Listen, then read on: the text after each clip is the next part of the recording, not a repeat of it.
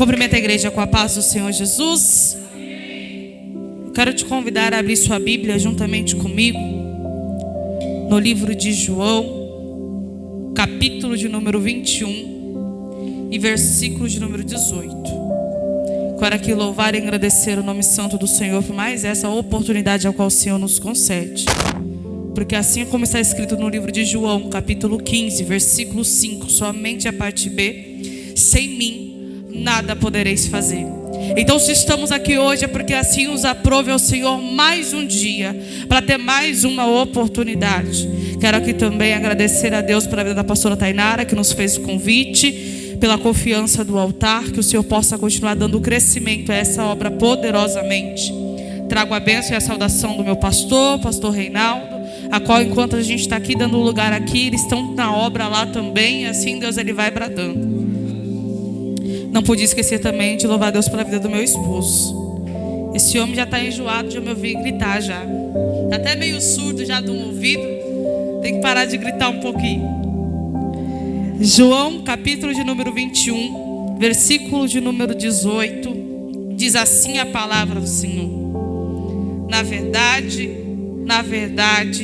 eu te digo, quando eras jovem, te cingias a ti mesmo e andava por onde querias. Quando envelheceres, estenderás tuas mãos, e outro te cingirá, e te levará para onde tu não queres. E falou isto, significando com que morte havia ele de glorificar a Deus. E tendo falado isso, disse-lhe: segue-me.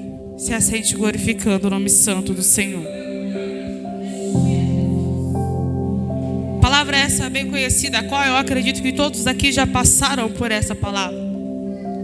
Aonde ao decorrer da semana eu meditando sobre as Escrituras, sendo este um dos livros que eu mais gosto da Bíblia, aonde eu consigo ver com um imenso amor e detalhes acerca da pessoa de Jesus, o Senhor ele começou a ministrar o meu coração.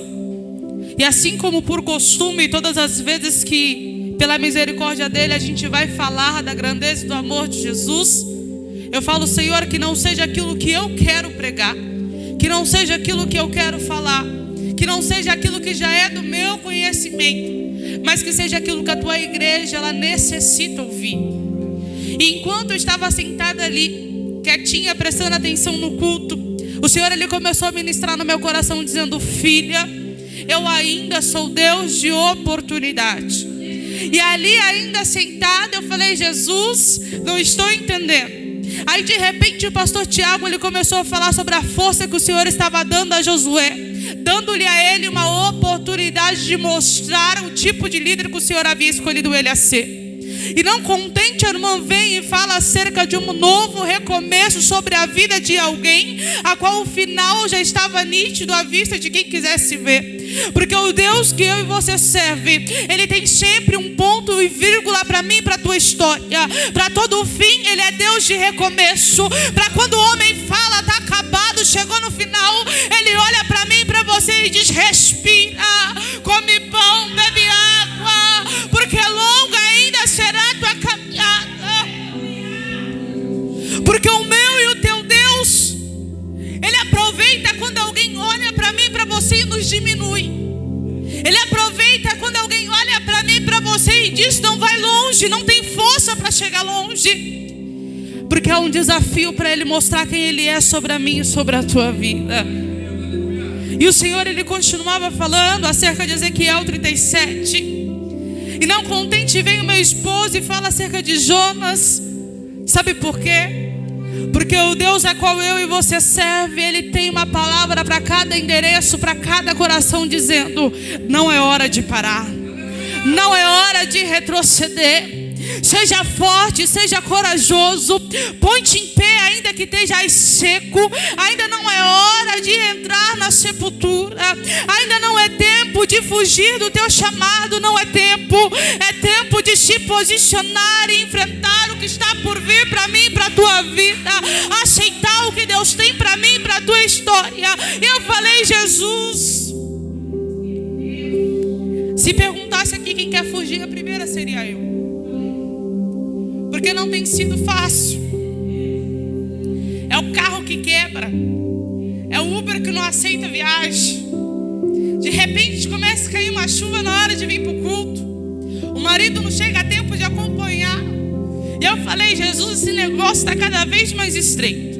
E quanto mais Deus aperta, mais lugar ainda eu dou. Quanto mais Deus fala, eu vou dificultar, eu falei: eu sei que é Ele me provando para saber até onde eu vou, até onde você vai na presença do Senhor. Não importa se é com amigo, sem amigo, se é com carro na garagem ou sem carro na garagem. Ele quer saber do que você tem aí dentro. Ele quer saber se você faz por status ou faz por amor. Porque quem faz por status se fadiga fácil e desiste. Ninguém sai abrindo igreja por aí para mostrar para alguém: não. Mas a gente faz por amor.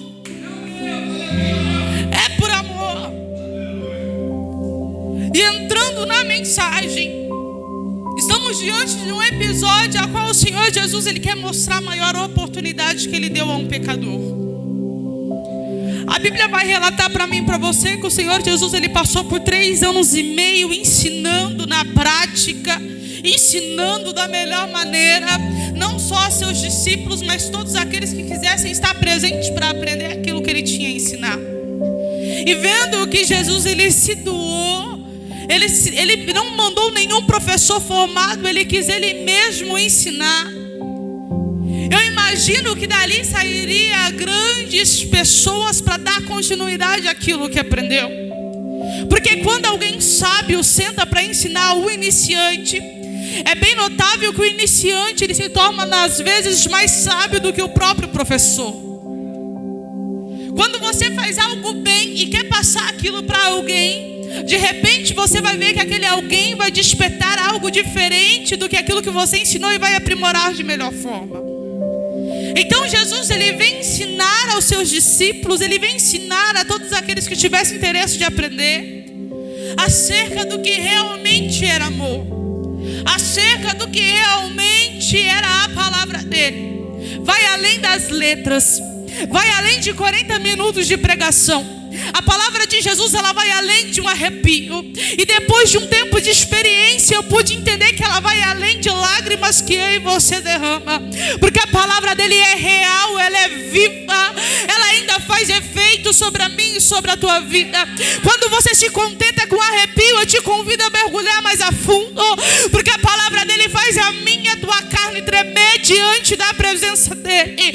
A presença e a palavra do Senhor, ela é tão real que quando você acha que está sozinho, ela começa a ministrar através do Espírito Santo sobre a mim e sobre a tua vida, para que eu e você saiba que vai muito além do que letras escritas no papel. Ela é real sobre a mim e sobre a tua história. E Jesus, ele veio para ensinar essa lição, porque muitos pregavam nas esquinas, propagavam um evangelho aonde o apedrejamento era o fim do pecado, a cruz era o fim do pecado. O povo pregava um evangelho aonde apontar, expor, se tornava ali a situação melhor, mais favorável. E muitas pessoas não tinham oportunidade para nada. Então Jesus, ele vem para ensinar para todos aqueles que estivessem dispostos a entender o que é a palavra dele. Ele é a própria palavra andando sobre a terra. Ele é o cumprimento de todas as profecias andando sobre a terra. E quando eu vejo Jesus, ele vindo, eu vejo ele escolhendo 11 homens, aos quais ele simplesmente viu algo diferente. Eu não vejo Jesus escolhendo doutor, eu não vejo Jesus escolhendo os melhores, o que tinha a voz mais aguda, o que tinha aquela voz mais chamativa. Eu não vejo Jesus olhando para o eloquente, para o nariz empinado. Eu não vejo ele olhando para aquele de boas condições financeiras que poderia oferecer algo para Jesus. Mas eu vejo ele olhando para os improváveis, para os esquecidos, para aqueles que não tinham uma boa oratória. Eu vejo Jesus olhando para aqueles que achavam que uma vara de pescar ou talvez uma rede era o limite maior que poderia chegar. E vendo isto, eu passo a entender que ele pega quem é nada, ele pega quem está no fundo do poço, Ele pega quem está esquecido, Ele pega aquele que já está excluído, que já está cancelado, Ele pega aquele que não tem história, Ele pega alguém que não é visto, que não é notado e coloca para aparecer no meio daqueles que acham que são. Mas quando eu vejo Jesus fazendo isso, eu não vejo Ele usando ninguém se ensoberbecendo, eu não vejo Ele usando ninguém com o nariz empinado, mas eu vejo Ele pegando os humildes, mas tão humildes que se sentem incapazes de fazer tal coisa. E Ele pegando este grupo de homens, alguém vai olhar e vai dizer, além de se titular rei, além de se titular alguém grande, pecando com seus próprios lábios, vai pegar o grupo dos piores que tem na região para dizer que através dele vai fazer grandes coisas. Eu vejo Jesus olhando para o pior, o mais mal falado, o mais defamado. Eu vejo Jesus olhando para aquele que nunca acertou, sempre errou, sempre foi o desastrado e dizendo, é este que eu quero. E Ele tem tanto cuidado em escolher, que quando Ele vai escolher, Ele não vai escolher por cor, por letra de nome, não por significado, por cargo, não. Ele vai escolher de acordo ao olho da sociedade. Ninguém ali era elogiado pela sociedade, e Jesus escolheu. Ninguém ali tinha uma boa formação acadêmica, e Jesus escolheu. Se você foi escolhido, você ainda faz parte desse grupo. Se você foi escolhido, é porque você fazia parte desse grupo. Se você foi escolhido, é porque Jesus sabia que você era o fundo do poço da família. É porque Ele sabia que você era o fim de carreira, que você era aquele que ninguém dava expectativa a nada. E Ele te escolheu para uma grande obra. E Ele te deu uma grande oportunidade de provar diferente. Para o homem, não. Para o mundo, não. Mas para você mesmo. E escolhendo estes 12 homens, vai haver dentre eles alguns que se destacam. E repare que esse alguns vai ser Pedro, Tiago e João, os mais próximos, os mais íntimos, os mais presentes. E sendo estes três o mais presente, você vai ver que no Monte da Transfiguração eles estavam lá. Dentro da casa de Jairo eles estavam lá. Quando foi a vez de curar a sogra de Pedro, eles estavam lá. Eram 12 no total, mas somente 3 participavam mais a fundo daquilo que o Senhor Ele tinha. E tudo isso Deus Ele tinha um propósito. Muitas das vezes vamos estar rodeados de pessoas, mas o propósito de Deus nem sempre é com todas. Muitas das vezes pessoas vão embora achando que nós vamos parar, vamos retroceder, ou talvez elas se afastando, a gente vai desistir do que Deus tinha para a nossa vida. Mas o que essas pessoas não sabem é que essas situações favorecem aquilo que Deus tem para mim e para a tua vida. Dói quando a gente perde alguém próximo, dói quando a gente perde alguém íntimo, mas isso nos torna mais íntimos ainda de quem nos chamou. Porque aí quando a lágrima rola é para os pés dele que a gente vai. Quando a gente acha que está sem força porque depositamos a confiança em alguém, a gente se lança sobre os pés dele e diz: Senhor, olha eu aqui de novo. Mas tudo isso é ferramenta para que o Senhor Ele venha trabalhar na minha e na tua vida. Perder faz parte, iniciar ciclos faz parte, e terminar eles faz mais parte ainda. Só que o interessante é que todos estavam ao redor de Jesus e não percebiam que o Senhor tinha algo especial com esses 3 jovens, esses 3 homens que vão vivenciar em boa parte do ministério de Jesus os maiores milagres. Eu queria estar lá quando ele fala: Tabita, me levanta. Eu queria estar lá quando Moisés aparece no Monte da Transfiguração, como eu queria. E repare que não eram homens bons demais, porque eles achavam que poderiam acomodar os convidados. Repare que eu e você não somos bons demais, porque nós não sabemos como acomodar bem o Espírito Santo sobre a mim e sobre a tua vida. E a Bíblia ela vai mostrar para mim e para você que o propósito era grande. E Jesus, em toda oportunidade que tinha, ele preparava os seus discípulos para o dia a qual ele viesse a partir. Só que assim como eu e você, a gente acha que vai demorar muito a vinda de Jesus, eles também achavam que demoraria muito a partida dele. Só que quando eu vejo o Senhor agora sentado sobre a mesa da última ceia, quando eu vejo o Senhor agora ministrando, partindo o último pão a seus discípulos, quando eu vejo ali aquela mesa redonda em extrema harmonia, eu vejo um momento único. Eu vejo um momento único, a qual se eles soubessem que ali seria o último momento, eles teriam valorizado bem mais. Se eles soubessem que seria o último partir do pão, eles teriam valorizado bem mais. Essa palavra ela mexe tanto comigo, que talvez seria uma noite como essa, a qual a gente não sabe se será o nosso último culto, a qual a gente não sabe se de repente ele volta e a mensagem a gente nem chega a acabar, a qual a gente sai dessas portas para ir embora e de repente a gente desperta na glória ao lado dele, a gente não sabe. Então eu te convido a não fazer como os discípulos, mas faça deste culto um culto único, faça deste culto um culto marcante. Mas missionária, se não acaba hoje, se ele não voltar hoje, talvez quarta ou quinta você vai estar aqui de novo. Faça deste culto próximo único de novo, porque todas as vezes que eu assumo uma tribuna, eu prego como se fosse a minha última vez, como se fosse a minha última oportunidade. Então eu falo, Jesus, já que vai ser a última, vai ser o meu melhor.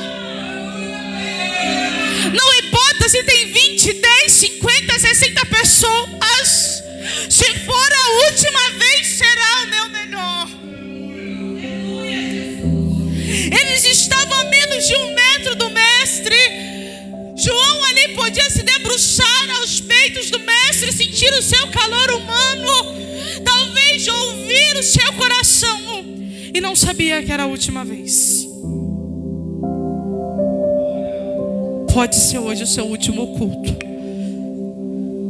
pode ser hoje a sua última oportunidade. Alguns anos atrás alguém tentou me ensinar essa lição, eu não entendi. Eu achava que queria causar movimento no culto. E essa pessoa falava assim: adore como fosse sua última oportunidade de adorar. Se entregue como se fosse a última vez que você vai se entregar. Porque quando a gente se entrega sendo a última vez, a gente pede perdão por tanta coisa que só Ele sabe na minha e na tua vida. A gente se conserta diante de tantas situações que muitas das vezes nossos lábios não confessam, porque a gente sabe que dali é só nós e Ele. Então agora você vai ver Pedro notando que o ambiente estava diferente, notando que a atmosfera estava diferente. Eu imagino Jesus olhando para o rostinho de cada um deles, e assim como todo pai olhando e dizendo: eu acho que eles não estão preparados ainda, mas a minha hora chegou. Eles não estão capacitados o suficiente ainda, mas o meu tempo esgotou. E eu vou ter que deixar eles ainda assim mesmo. Só que o que consolava Jesus é que ele sabia que ainda que ele fosse, viria mais um alguém. E vai se cumprir tudo aquilo que Jesus ele vinha ensinando e falando aos seus discípulos. Ao se levantar da mesa, muitos soldados romanos vão estar do lado de fora. O nosso Senhor ali, ele vai ser levado. E Pedro, sendo mais sanguíneo, mais temperamental, mais impulsivo, alguém que reagia antes de pensar, ele vai ainda achando que poderia lutar contra homens preparados, e vai tomar alguma atitude acerca disso. Só que Jesus, ainda sendo levado, ele entendia o seu propósito. Preste prestes a alguns instantes de começar a sentir a tortura e dor, ele entendia que era necessário.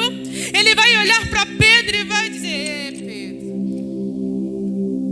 eu sabia que você ia aprontar alguma coisa. Só ele conhecia Pedro tão bem para saber a próxima atitude, o próximo passo de Pedro. E a Bíblia ela vai dizer para mim e para você que o Senhor ele vai ser levado. E até um certo ponto os discípulos eles vão acompanhar Jesus. Só que repare que quando Jesus ele entra para dentro do pátio, para dentro do sinédrio, aonde algo muito maior e mais doloroso aguardava lá dentro, os discípulos se dispersam. E de repente, eu e você vai ver agora Pedro entrando na história. A gente vai ver Pedro na portaria vendo Jesus entrar e ele vai ficar lá fora agoniado. Porque Pedro ele sabia que nenhuma palavra qual Jesus falava caía por terra, mas antes toda se cumpria. E um tempo antes o próprio Jesus disse: Pedro, ainda hoje antes que o galo cante, 3 vezes você vai me negar. Mas Pedro agindo primeiro para depois pensar, ele vai acompanhar o seu Jesus com o seu coração aflito, com a tua alma gemendo, e vai contemplar até um certo ponto tudo o que acontecia. E eu vejo alguém olhando para Pedro e dizendo: ei, você andou com ele. E ele vai dizer: eu não andei não. E Pedro ele vai passar da portaria. E Pedro agora vai ver que tinha sobre o pátio uma pequena fogueira e algumas pessoas estavam ao redor, porque aquela noite foi uma noite fria, foi uma noite gelada. Então algumas pessoas estavam se aquecendo ali. Pedro vai se aproximar para tentar se aquecer e ele vai ficar ali. Aonde havia brasa, onde havia fogo, mas algo faltava. O coração aflito, a mente a milhão, Pedro está ali, do lado de fora, impossibilitado de fazer qualquer coisa. E alguém vai olhar para ele e vai dizer: rapaz, você se veste parecido com aquele homem. E Pedro vai dizer: eu não. E enquanto tudo isso acontece do lado de fora, Jesus ele está lá dentro. Jesus já foi posto nu. Jesus já tomou muitas chibatadas. As costas de Jesus estão dilaceradas, porque sobre o zorrague vai ter as suas pontas de osso e de bolinhas de chumbo, aonde o osso entrava, e quando ele saía para fora, ele saía arrancando pedaço, ele saía rasgando as costas de Jesus, dilacerando tudo, e na sequência vinham as bolinhas de chumbo amassando aquela ferida que foi aberta. E Pedro está do lado de fora dizendo: eu não. Jesus vai sair para fora, rodeado de muitos soldados. E quando Jesus ele sai para fora, ele vai passar na lateral dessa fogueira. Só que o olhar de Jesus não mudou. O olhar dele permanecia aquele olhar imutável, aquele olhar de amor, mesmo sentindo dor, mesmo prestes a sofrer a tua própria morte, sabendo que pecado algum havia cometido. E quando Jesus ele vai olhar na beira da fogueira, ele vai ver Pedro. E isso vai doer demais em Pedro, porque Pedro está vendo o sangue escorrendo sobre o seu Senhor. Pedro está vendo o seu Senhor dilacerado. Pedro está vendo o seu Senhor judiado, com dor, talvez com frio e fome. Mas o olhar de Jesus ainda era um olhar de amor, ainda era um olhar puro, ainda era um olhar de pai. E Pedro vai sair da roda. Ainda que você peque, ainda que você fale, ainda que você negue o nome dele, ele continua te olhando com o mesmo olho, aquele mesmo olhar de quando você levantou a mão e disse: agora eu vou. Aquele mesmo olhar. Ele olha para mim e para você como se nós fôssemos 2 crianças impossibilitadas de se defender. Aquele mesmo olhar puro era o olhar que o nosso Senhor olhava para Pedro. E Pedro ainda saindo da fogueira, Pedro ele vai correr, vai tentar fugir da sua realidade, assim como eu e você faz. E ainda ouvindo Pedro falar, alguém vai dizer: mas você fala como ele. E Pedro vai dizer: eu não. Talvez aí você diria: meu Deus, imagina, eu sou diferente. Mas Jesus estava sofrendo. A noite de Jesus foi uma noite muito longa, para que hoje eu e você tivesse oportunidade de pegar no microfone, não, mas oportunidade de ser grato a tudo que Ele fez para mim, para você estarmos aqui hoje. A palavra ela vai mostrar para mim e para você que quando Pedro escuta o soar do galo, quando Pedro escuta aquele barulho, ele vai dizer: se cumpriu. Ele não está aqui para ver, mas se cumpriu. Ele não está presente aqui para me exortar, para puxar a minha orelha, para me trazer para perto, mas tudo aquilo que ele disse se cumpriu. E o vazio vai adentrar sobre a alma de Pedro, sobre o coração de Pedro. Só que Pedro nem sempre que ele reagia porque ele queria fazer mal a alguém, mas Pedro de alguma forma precisava pôr para fora suas emoções, expressar o que ele estava sentindo. E Pedro fazia isso muitas das vezes causando tumultos e situações desfavoráveis, mas ele na verdade estava querendo demonstrar o que ele sentia. E eles vão ver todo aquele tormento. Agora uma grande multidão aguarda do lado de fora Jesus aparecer. E Jesus ele vai aparecer, e o povo com ar de zombaria, debochando, vai ver Jesus saindo para fora. E a beleza de Jesus estava sobre a sua cabeça, que foi posta sobre ele uma coroa de espinhos africanos, os quais medem no mínimo 12 centímetros, que adentraram pelo menos 4 centímetros sobre a cabeça de Jesus, aonde inchou e inchou muito, e ele vai calado. A cabeça de Jesus fica enorme, fica bem inchada, mas ele não vai gritar um ai.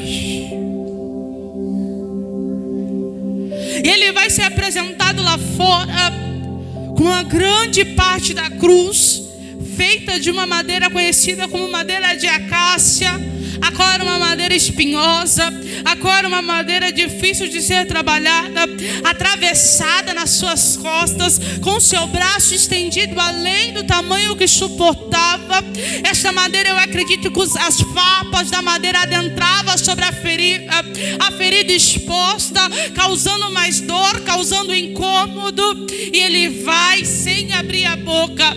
Eu acredito que naquele momento Jesus ele vai olhar a situação e vai conjecturar em sua própria mente: deve estar acabando porque é muita tortura. Só que agora Jesus ele vai ser posto expostamente à multidão. E o caminho até o Gólgota tem a cerca de 850 metros, aonde não era asfaltado, aonde não tinha uma areia plana para que ele viesse pisar, mas aonde as pedras eram pontiagudas, e os pés de Jesus ali todo ferido, todo machucado, vai caminhar até o Monte da Caveira, vai caminhar até o seu destino final. Só que ele não vai sozinho, ele vai com uma grande multidão atrás, a qual gritava: crucifica. Talvez o coxo estava lá, o paralítico que ele curou estava lá, o cego estava lá, mas eles não estavam a favor de Jesus, e sim gritando: crucifica, crucifica. Alguém zombando e dizendo: não dizias tu que era o rei dos judeus? Faça algo. E ele vai mudo. Jesus ele vai estar fraco, vai estar debilitado, e quando chega até o seu destino, agora ele vai ser posto sobre o chão. Só que ainda posto sobre o chão, vão colocar ainda mais uma parte da cruz sobre as tuas costas.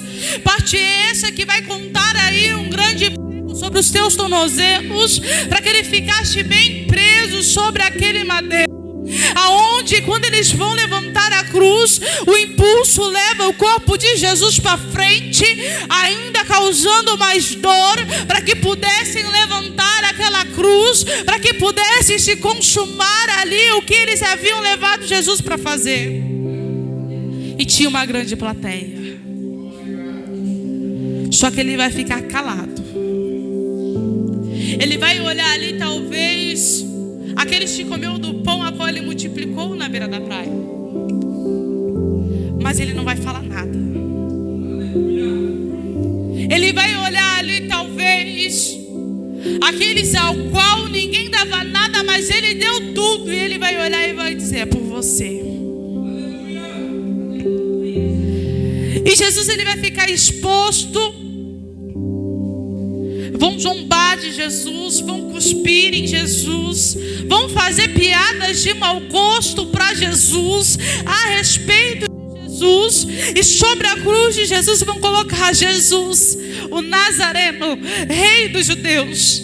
Mas não fazendo isso para enaltecer a ele, mas para zombar e tirar sarro ainda mais do que ele veio fazer por amor a mim e a sua vida.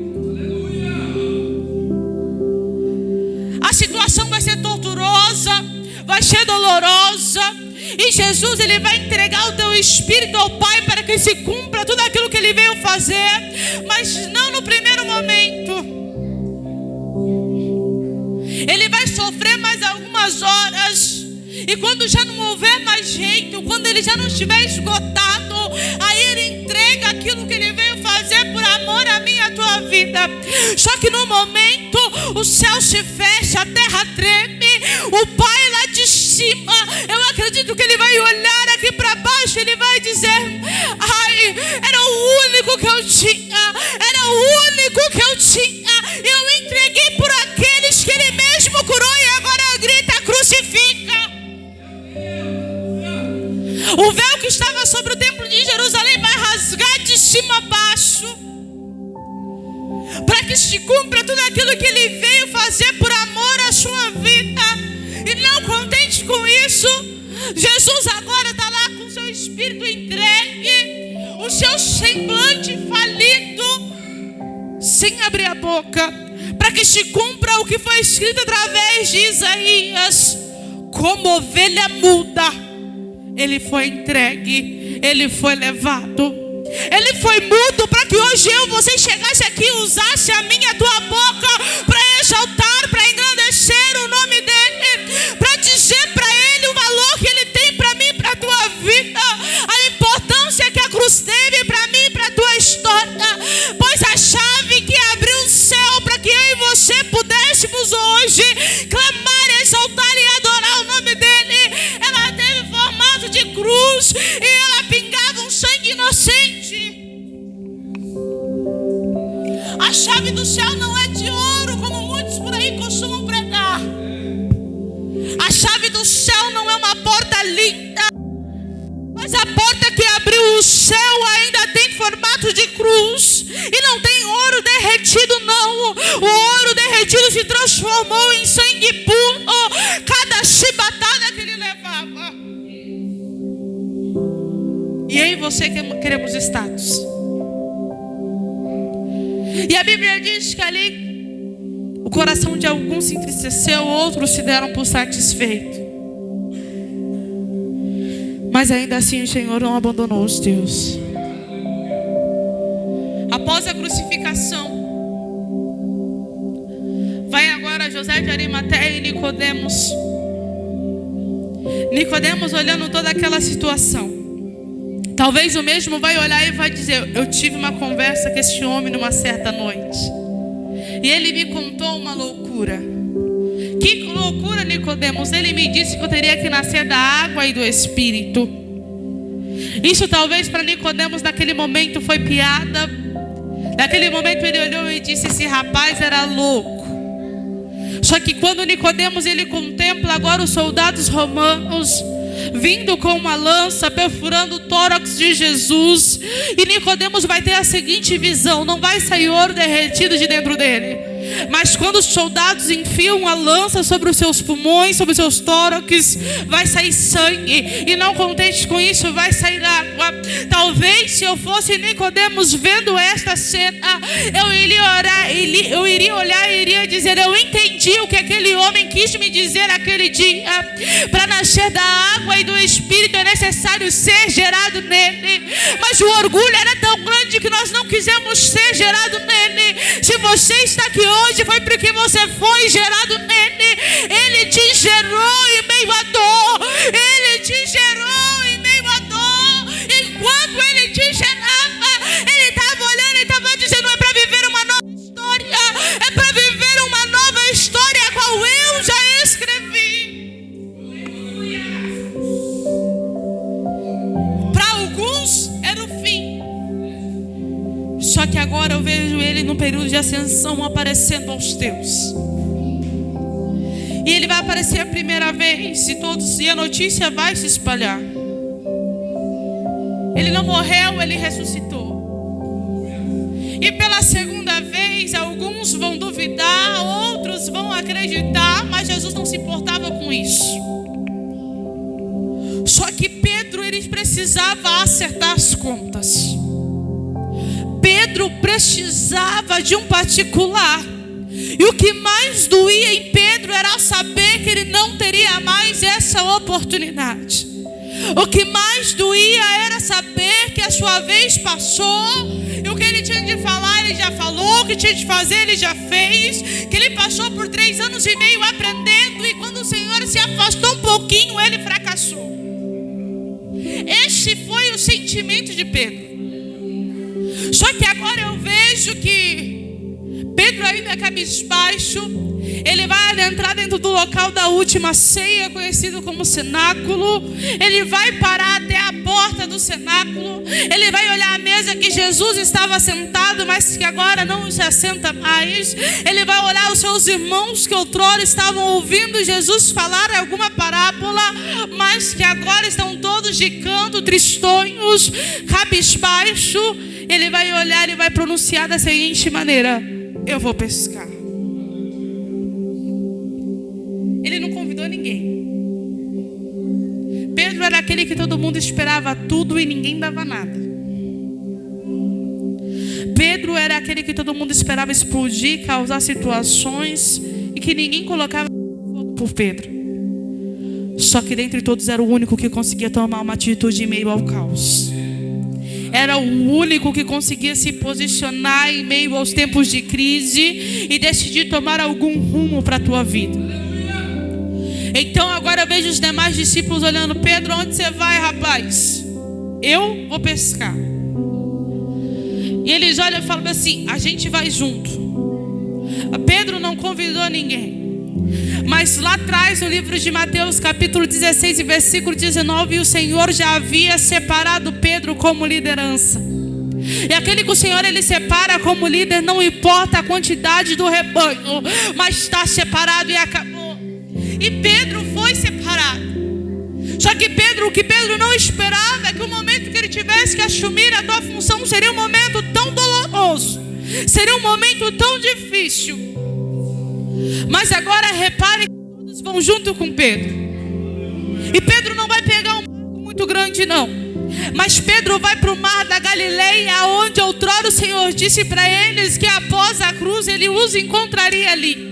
Porque Jesus já sabia aonde seria o refúgio de Pedro e os demais discípulos.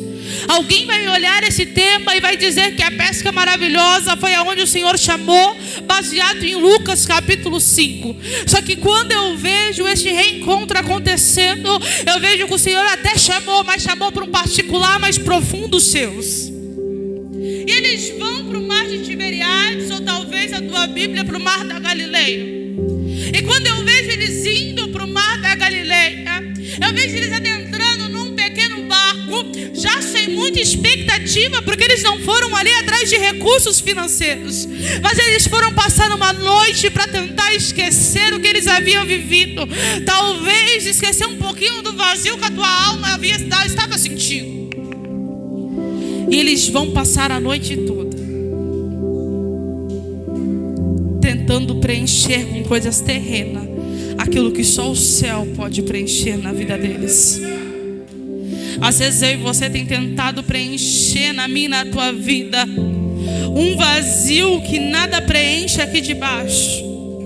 Mas que se eu e você se posicionar assim como Mateus 6 me ensina e te ensina, dentro do meu e do teu quarto, com a porta fechada, longe da onde alguém possa ver, criticar, opinar, ou talvez trazer uma sugestão melhor para mim e para a tua vida, dobrar o meu e o teu joelho, pôr o meu e o teu rosto sobre o pó, aquele vazio que a tua alma tem, que o teu peito carrega, é preenchido em instantes. Não tem coisa melhor do que a oração. Tudo pode sair de moda, mas oração não sai. Alguém olha e diz: não precisa subir para o monte, eu oro em casa.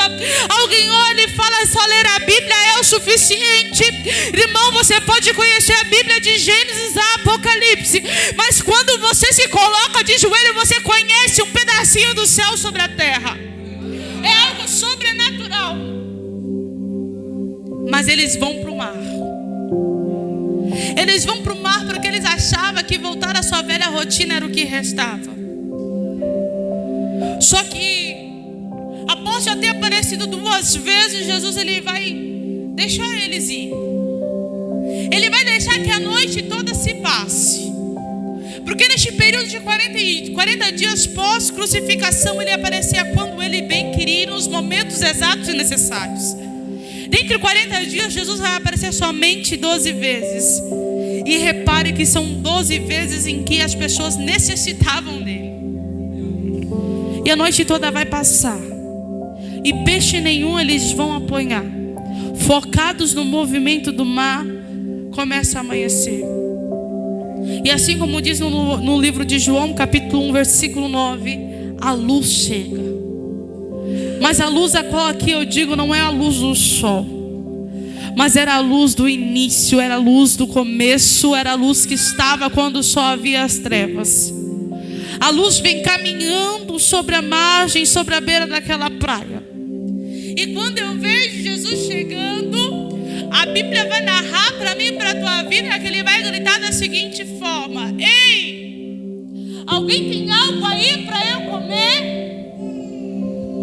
Só que ele estava aproximadamente a 90 metros de distância.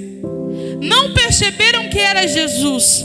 Talvez pela neblina, talvez pelo cansaço, talvez porque a mente deles estava distante demais. Mas Jesus ele vai chegar e vai pedir: ei, será que vocês têm algo aí para eu comer? Só que a resposta que Jesus queria não vinha do peixe que eles estavam pescando. O alimento que Jesus estava pedindo para eles não vinha daquilo que eles estavam buscando a noite toda. Mas Jesus ele estava querendo ser alimentado pela adoração e pela fé daqueles a qual caminhou com ele. Jesus ele estava querendo ser alimentado por algo espiritual. Mas quando ele chega, ninguém tinha para oferecer. E percebendo Jesus que eles ainda estavam presos no que era terreno, ele vai dizer: joga do outro lado e vai achar o que você procura. Porque o que eu vim buscar eu não encontrei. Porque o que eu te pedi eu não recebi. Então joga para pelo menos você receber o que você veio procurar. Só que dentro daquele barco tinha alguém diferencial. Este alguém era João. Quando eu vejo João naquele barco, eu vejo ainda uma solução, uma escapatória.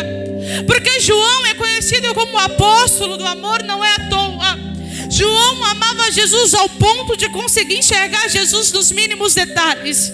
Enxergando tanto que se a noite fosse uma noite de fracasso, ele ainda assim viria a Jesus, porque ele entenderia que algo Jesus queria ensinar ele. João amava Jesus ao ponto de, dentro do deserto, enxergar Jesus querendo dar crescimento para a vida dele. Se a porta se fechasse, João é aquele que entendia que o Senhor queria ensinar que ele ainda era um pai provedor. João não era como eu e você, que enquanto estamos ganhando, glorificamos, mas quando começamos a perder, começamos a procurar Jesus, não. João achava Jesus nos seus piores dias. João enxergava Jesus nos seus piores momentos. Só quem ama, Só quem ama Ele consegue ver Ele nos piores momentos. E João amava. Só que agora João, ele vai olhar novamente para a margem da praia. E ele vai falar: rapaz, eu já conheço essa história. Eu conheço essa voz. Porque o homem da beira da praia, ele não nos deu uma sugestão, mas ele nos deu uma ordem: joga que vocês vão encontrar. E o único que tem poder para mandar na água, na terra, nos peixes, em qualquer coisa, é Ele. Eu vou olhar direito, porque parece que eu estou sentindo Ele. E quando João olha e fixa os olhos à beira da praia, além da neblina, está lá a verdadeira luz do mundo. Está lá aqueles a qual eles necessitavam naquele momento. Só que João, ele não conseguia tomar uma atitude. Então ele vai falar com quem tomava. Ele vai chegar até Pedro e vai dizer: Pedro, quem está sobre a beira da praia é o nosso Senhor. Talvez Pedro vai olhar para João e vai dizer: para com isso, rapaz. Aceita a situação. Olha onde nós chegamos. Olha onde nós estamos no nosso momento presente. E João vai olhar para Pedro e vai dizer: Pedro, eu não tenho dúvida. Eu conheço a voz do meu Senhor, é Ele. Pedro, por sua vez, vai vestir a sua túnica, rapidamente vai abandonar aqueles que estavam no barco e vai até a beira da praia, porque Pedro, ele entendia que esta oportunidade ele não ia perder. É noite de oportunidade na presença do Senhor, é noite de conserto na presença do Senhor, é noite de se posicionar na presença do Senhor. Talvez você está olhando e dizendo: não dá mais, não tenho mais tempo. Ainda dá tempo, porque Ele vem ao teu encontro. Ele não quer te perder, Ele não quer te ver retroceder. Então aproveita. E Pedro vai. E quando Pedro, ele chega lá na beira da praia, ele deixou todo mundo para trás. Era bem o perfil de Pedro. E agora ele vai ter um particular com o Senhor. Só que nesse particular, João vai estar presente. João, naquele momento, eu acredito que ele olhou e disse: eu vou aproveitar o máximo que eu puder ao lado dele. Eu já perdi ele uma vez, então, sabendo eu que ele posso perder de novo, eu vou ficar aqui até o último instante. E João vai vivenciar agora o Senhor por 3 vezes. Perguntar a Pedro: Pedro, tu me amas? E vendo João toda aquela situação, ele não se pronunciava, ele não abria a boca, porque não importava saber o que o Senhor queria com Pedro. O que importava para João era estar do lado dele. E ali o Senhor, ele vai separar Pedro, dando a Pedro mais uma oportunidade, dizendo: por 3 vezes, Pedro, você me negou. Por 3 vezes, Pedro, você me traiu. Por 3 vezes, Pedro, você demonstrou que no momento da sua aflição, a tua reação ela é negar. No momento da adversidade é murmurar, é reclamar. Só que por 3 vezes eu selo a minha e a tua aliança hoje. Pedro, eu te separei faz tempo sabendo que você iria errar. Eu te separei faz tempo sabendo que você não suportaria o peso de cobrança que viria. Só que hoje eu selo aquilo que eu disse para você lá atrás. Eu selo a minha promessa. Eu selo as palavras que eu lancei. E eu te separo hoje como primeiro líder, como alguém que está sobre tamanha responsabilidade. Só que Pedro, ele vai olhar e vai falar bem assim: mas e este? Se referindo a João. E a resposta de Jesus aqui ela é bem clara: não se preocupa com o que eu tenho com este. Se preocupa com o que eu coloquei nas tuas mãos. Não se preocupa com aquele que saiu, com aquele que caiu, com aquilo que abandonou. Se preocupa com o que Deus pôs sobre as tuas mãos. Porque dos demais Ele cuida, Ele trata, Ele vai de encontro. Só que aquilo que Ele pôs sobre a tua vida é grande, requer responsabilidade, requer dedicação demais. Você não tem tempo para ficar olhando para a direita nem para a esquerda. Mas o seu foco, o seu objetivo é somente a presença dEle. Deixa quem ir, deixa quiser abandonar o barco, abandonar. Só não se esqueça daquilo que Ele pôs sobre as tuas mãos. Ainda que todos venham falhar, você não pode falhar. Ainda que todos venham errar, sou eu e você que não pode errar. Sobre a minha e sobre a tua vida foi posto um peso. Que peso é esse? É o peso que você carrega em saber que toda manhã tem uma ovelha precisando de você, em saber que toda manhã tem alguma igreja precisando de uma palavra tua, de um louvor entoado através da tua garganta. Mas todos pararam. O que o Senhor tem para a tua vida é particular, é diferenciado. Pedro, quando você era jovem, você podia abandonar o barco e deixar todo mundo para trás. Pedro, um momento de imaturidade moral para você acabou.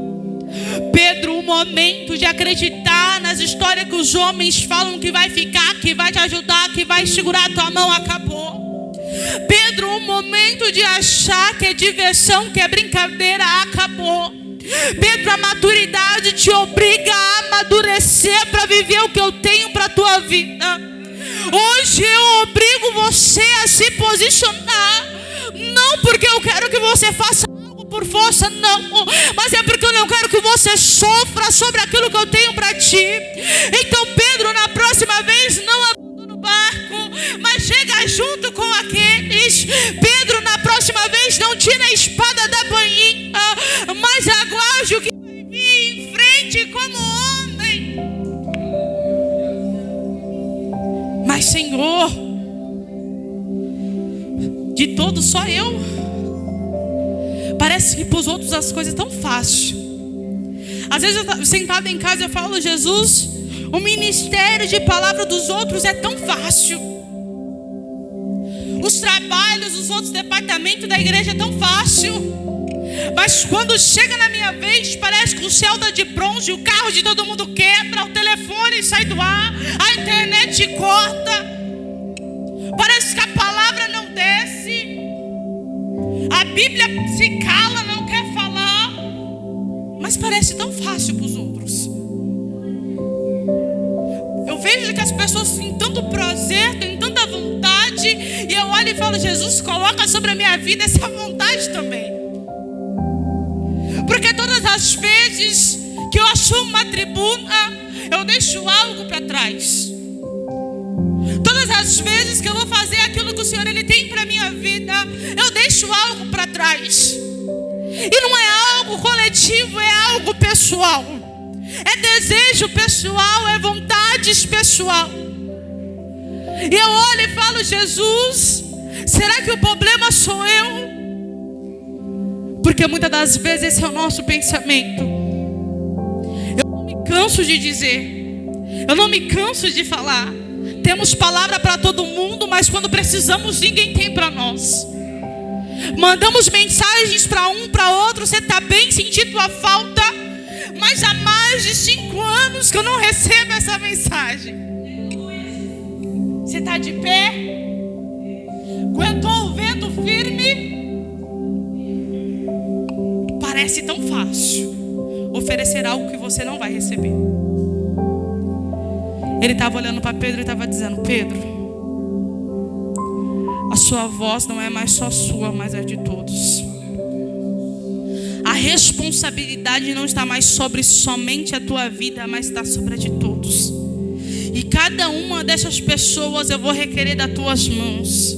E cada mensagem exortativa, cada mensagem tua, eu vou cobrar de você. Ele estava olhando para Pedro e estava dizendo: o tempo de brincadeira acabou. O tempo de murmuração à toa acabou. Pedro, se põe de pé, se posiciona, porque a oportunidade do teu conserto hoje eu estou te dando. É pega o cajado e vai. Pega a tua espada e prossegue, chorando, gemendo, sangrando, se arrastando. Nessa noite o Senhor me trouxe aqui para te dizer: vai, avança, não se curva, não se prostra, não fuja do momento, mas enfrenta Ele. Procura Ele nas suas crises, procura Ele quando ninguém te mandar mensagem. Ele terá uma mensagem para a tua vida. Quando você precisar de uma profecia, não procure o celular atrás de alguém, procure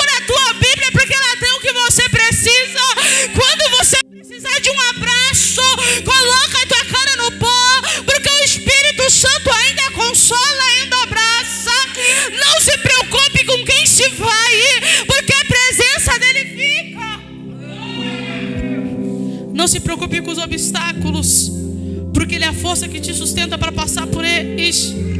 Ele está olhando para mim, para a tua vida hoje, está dizendo: eu dei essa volta toda para você entender que aquela cruz não foi status, mas foi com um propósito.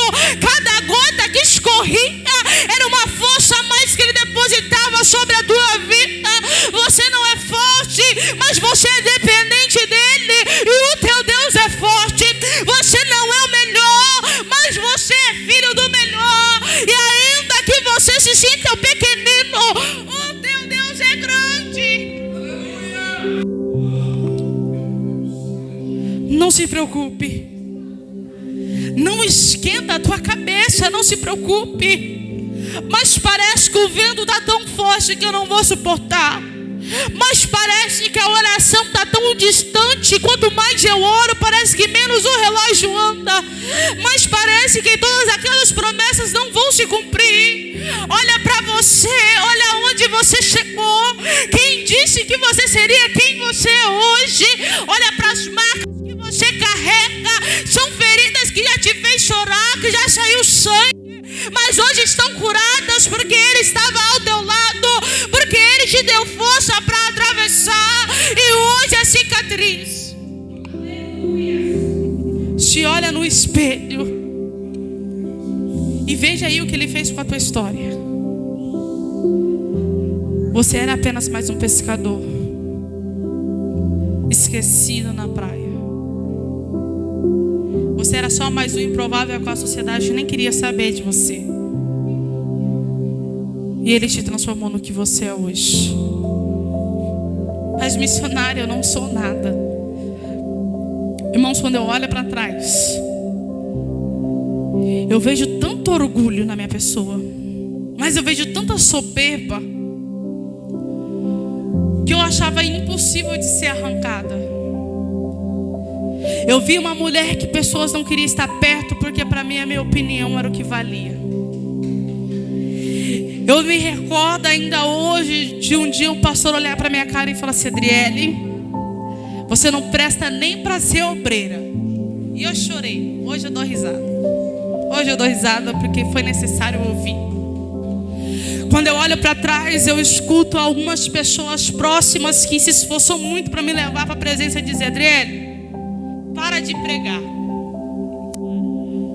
E eu passei mais dias ainda chorando. Hoje eu dou risada. Eu olho para as marcas que eu carrego e eu falo: eu sobrevivi. Eu não provei para o mundo, mas eu vi que eu sou capaz.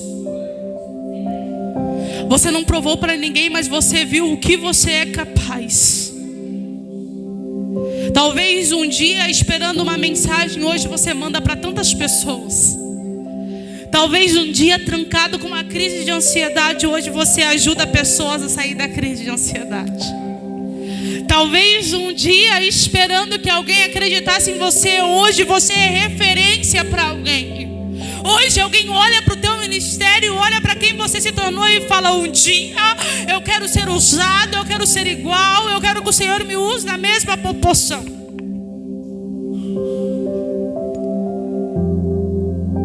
Ainda assim o Senhor está olhando para mim, para você, e está dizendo: eu tenho muito mais para te levar. Eu tenho lugares além para te levar.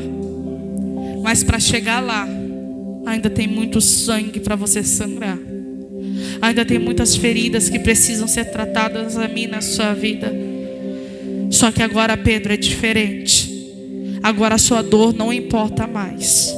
Todas as vezes que você for olhar para a tua dor, procure alguém ao teu redor, porque vai ter alguém te observando.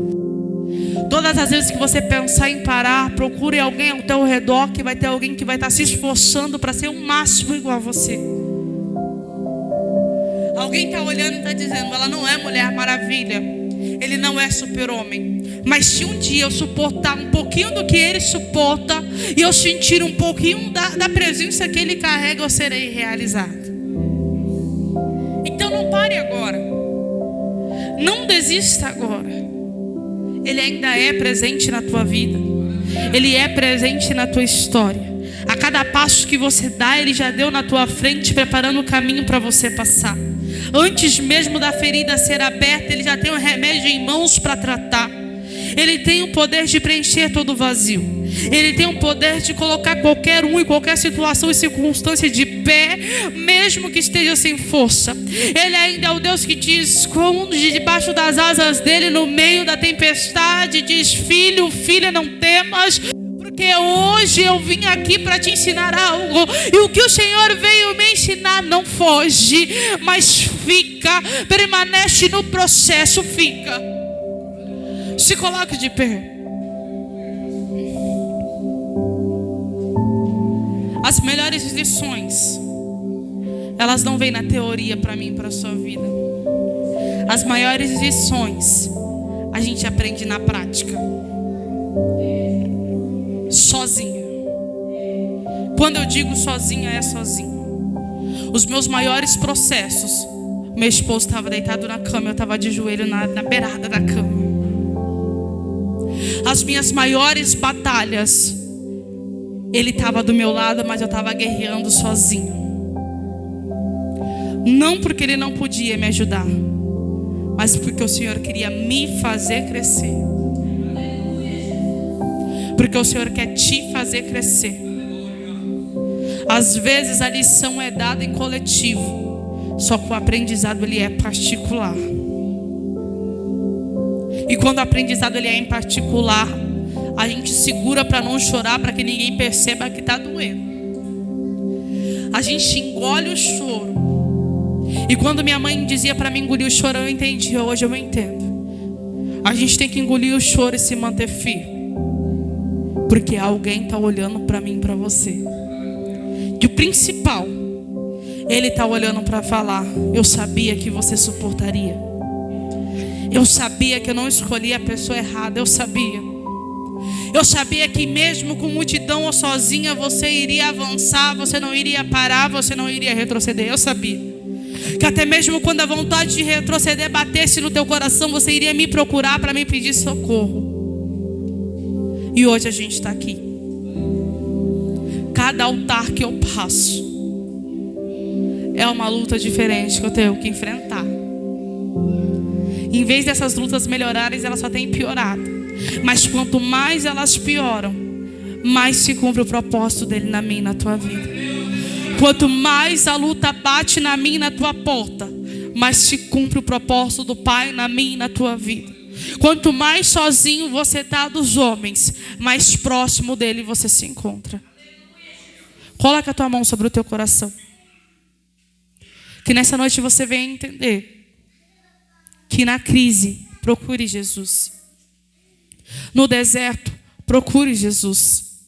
Quando você precisar de um abraço, procure Jesus. Quando você quiser ouvir uma profecia, procure Jesus. Ele é a maior profecia. Ele é o melhor amigo. Ele é alguém mais presente, mais íntimo da minha e da tua vida. Ele é o único que acredita quando ninguém acredita na minha e na tua história. Ele é o único. Senhor, que neste momento, Espírito Santo de Deus, somente o Senhor conhece a cada um que aqui se encontra. Somente o Senhor, ó Pai, sabe as lutas, as guerras, ó Pai, que cada um aqui tem enfrentado. Senhor, Tu também conhece o limite, ó Pai, os Teus propósitos, ó Deus, para a vida de cada pessoa que aqui está. Senhor, nessa noite, ó Pai, eu venho Te fazer um pedido especial. Senhor, que se porventura ainda for longo, ó Pai, o processo, ó Pai, dê força, Senhor. Sustenta, Pai, nas Tuas mãos, para que não venha, ó Pai amado, pensar em desistir, em recuar. Senhor, e para todos aqueles que têm se sentido sozinhos, que têm se sentido incapazes, Senhor, que neste momento o Senhor venha mostrar, Pai, que o Senhor é Deus presente sobre a vida deles. Pai, que não é, Senhor amado, a roupa ou até mesmo a aparência, mas o Senhor tem procurado, ó Pai amado, que carregamos sobre o nosso coração. Pai, eu me ponho diante da Tua presença novamente para Te pedir, ó Pai amado, nos quebra quantas quantas vezes for necessário.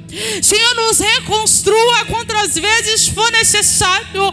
Pai, mas não permita que nós venhamos sair da tua presença. Pai, se é maturidade que o Senhor tem a nos oferecer, Pai, que o Senhor venha ser presente no meio do processo, aonde somente o Senhor, ó Pai amado, contempla as lágrimas, contempla, Pai, os gemidos. Senhor, nessa noite eu venho te clamar, Pai, que todo vazio, Senhor, que toda inferioridade, que todo pensamento, ó Pai, de desistir, amado, que toda necessidade, ó Pai, da alma, ó Pai, dos meus irmãos, ó Pai, Pai, que possa ser, ó Pai, preenchidas pela tua presença. Senhor, nessa noite eu venho te clamar, Pai, que a tua cruz, que a tua palavra, que o teu sangue, Pai, venha ser real sobre as nossas vidas, dia após dia, Pai, nos ensinando, Espírito Santo de Deus, que não importa, ó Pai, aonde quer que estejamos e com quem quer que estejamos, mas o que importa é estar com a tua presença, o que importa é estar contigo, independente do cenário. Senhor, nessa noite, ó Pai amado, eu venho te clamar, que nós venhamos ter graça para carregar aquilo que o Senhor confiou nas nossas mãos. Pai, que nós venhamos, ó Pai, ter força para permanecer com aquilo que o Senhor pôs sobre as nossas mãos, sem transferir a responsabilidade para qualquer pessoa, mas entender que não vai ser fácil. Senhor, nos sustenta, Senhor, nos ouve. Pai, nessa noite eu te clamo, Senhor, sustenta a tua igreja, fortalece os pés, ó Pai, da tua igreja. Pai, continua dando crescimento como o Senhor tem dado. Senhor, que cada igreja que se abrir, Senhor amado, que um grupo diferente de soldados preparados, Senhor, possa enviar, Senhor, forjados, fortalecidos, maduros, ó Pai amado, para fazer a tua obra ao lado dos teus servos. Nessa noite, Espírito Santo, eu te peço, Pai, que a cada igreja que se abrir, Senhor, da ADETAC, que o Senhor possa, Espírito Santo de Deus, ó Pai, dar força, ó Pai, para que eles venham, ó Pai, suportar, porque não é fácil. Envia ceifeiros, ó Pai, para a tua obra. Envia pessoas, ó Pai amado, determinadas a fazer a tua vontade por amor, e não, Senhor amado, esperando nada em troca. Senhor, em nome de Jesus, que nós possamos ser este alguém transformado na tua presença. E desde já eu te louvo, Pai, e te agradeço crendo na vitória, em nome de Jesus. Que a igreja possa aplaudir o nome do Senhor essa noite.